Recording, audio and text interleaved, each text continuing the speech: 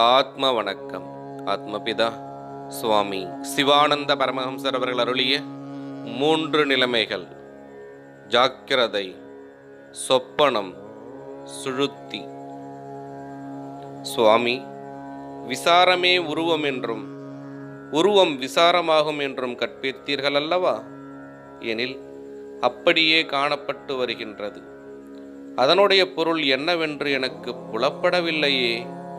இப்படி கேட்கப்படுவதும் காணப்படுவதும் அறியப்படுவதும் ஒன்றுமில்லாததாகும்.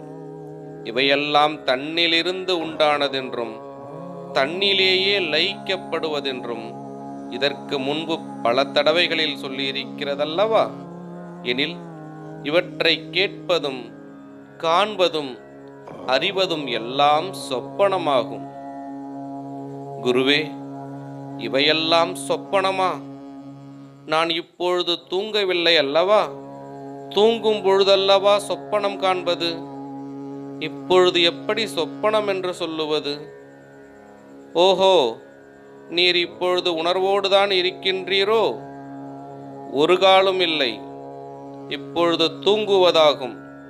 அத்தூக்கத்தில் கேட்பதும் காண்பதும் அறிவதுமாகும் இவையெல்லாம். சுவாமி, என்ன இவ்விதம் கற்பிக்கிறீர்கள்? நான் தூங்கும் பொழுது யாதொன்றும் அறிவதில்லை. இப்பொழுது நான் உணர்வுடன் இருப்பதாகும். அதனாலேதான் இவையெல்லாம் கேட்பதற்கும் காண்பதற்கும் அறிவதற்கும் வழியானது. இவ்விதம் இருக்க இது தூக்கம் என்றும் இக்காணுவதெல்லாம் சொப்பனம் என்றும் சொல்லுவதை எவ்விதத்தில் நம்புவது? எனில் உங்களுக்கு இப்பொழுது தூக்கம் தெளிந்திருக்கிறதல்லவா? தூக்கம் தெளிந்திருக்கிற நிலைமைக்கு என்னவென்று சொல்ல வேண்டும்? இந்த நிலைமைக்கு ஜாக்கிரதை என்றாகும். எத்தனை நிலைமைகள் உண்டு? 3 நிலைமைகள் உண்டு. அவை என்னென்னவாகும்? ஜாக்கிரதை, சொப்பனம், சுழுத்தி. இப்பொழுது எந்த நிலைமையாகும்? ஜாக்கிரதையாகும். ஜாக்கிரதை என்று சொல்லப்படுவது என்ன? உணர்வோடு இருக்கிறது. இப்பொழுது உமக்கு உணர்வுண்டோ? உணர்வு உண்டு. உணர்வுண்டானால் உம்மை நீர் அறிய வேண்டியதல்லவா? ஆம், அறிய வேண்டியதாகும். அப்படியாயின் உம்மை யாராகும் என்று அறிந்திருக்கிறீரா? இல்லை, என்னை நான் யார் என்று அறிந்ததில்லை. உம்மை நீர் அறிந்ததில்லை என்று நீர்தானே சொல்லுகிறீர். எனில் உம்மை நீர் அறியவில்லை என்றால் பின்னர் உமக்கு உணர்வு இருக்கிறதென்று சொல்லுவதற்கு வழியுண்டா?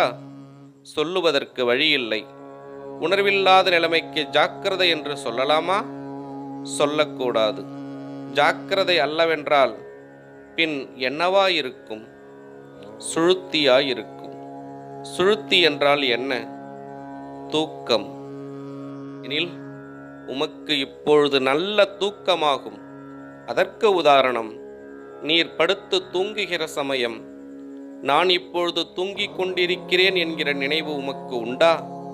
இல்லை. இவ்விதமேதான் நீர் இப்பொழுது தூங்குகிறீர்.